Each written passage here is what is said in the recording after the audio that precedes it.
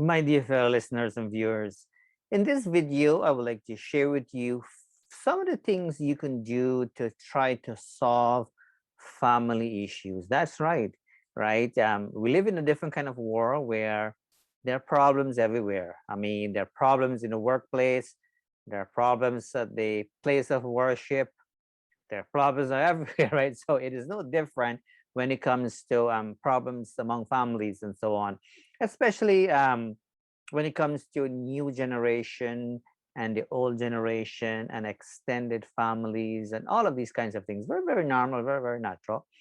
But there are ways, we can go about to try anyways, right? To solve family issues. And there are a couple of things I'm suggesting here. One, if you can, try to bring everybody together, one time on a table. I know it sounds like very structured, but when it's a table, you can have them, on the bottom house and so on too, right?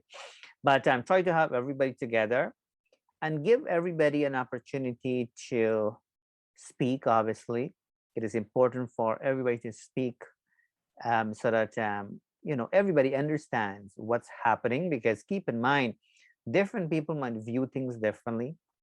For some people, they might not see certain things to be an issue, and the other half or a few other people might see certain things to be an issue. So you want to make sure you bring everybody together, let them speak, and don't be judgmental, meaning that let them speak. You may not agree with what they're saying, but give them that full respect and listening to what they're saying.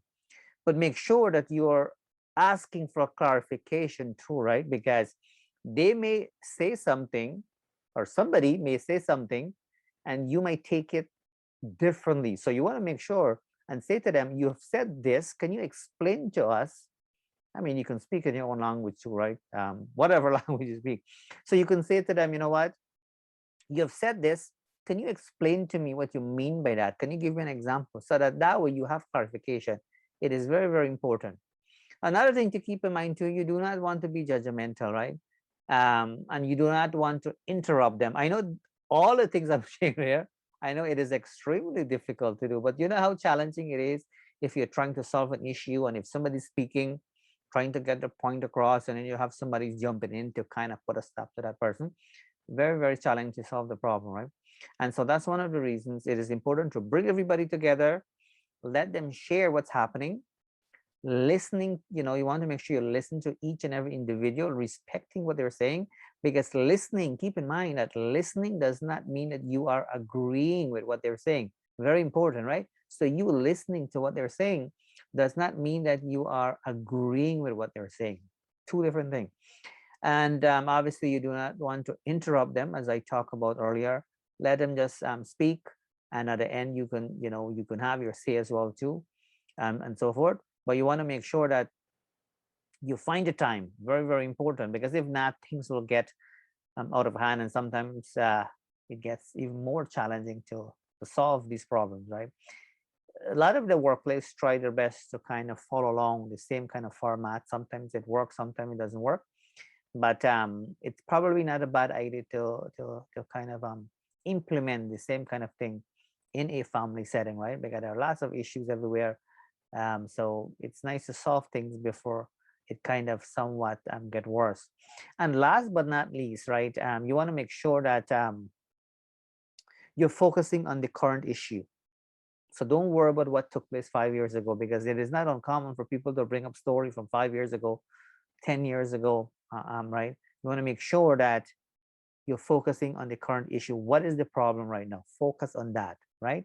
And in addition, I should say that when it comes to the solution aspect of it, you want to make sure that everybody agree, right, with whatever the solution will be.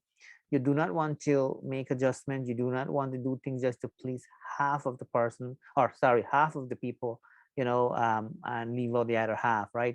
A lot of people will do these kinds of things intentionally, because they want to piss off, so to speak, a few other people, right? So when it comes to solution piece, you want to make sure that everybody, you cannot please everybody at the same time, but you want to make sure that you're at least coming to some sort of common ground where everybody is contributing to that solution. So I hope that you find this fruitful. I hope that you think, put it into practice, kind of do it in your own way that works for you. As I mentioned earlier, find a way to bring everybody together. That doesn't necessarily mean you have to set up, fancy office and chairs and so on for them, but at least everybody's hearing. One person can stand, hold on to that post, and if that's what makes them comfortable, one person can can sit on the step, if that's what makes them comfortable, and one person can walk back and forth, if that's what makes the person comfortable. But the idea is to bring everybody together and kind of get the ball rolling and starting to solve problems, because the world is a sinful world. There are problems everywhere. But at the same time, if we try our best to kind of solve bits and pieces, maybe the younger generation will start to do things differently. So thanks for listening. Thanks for watching. My name is Narine Dat Sookram. Wishing you a great today and even better tomorrow. I'll talk to you soon.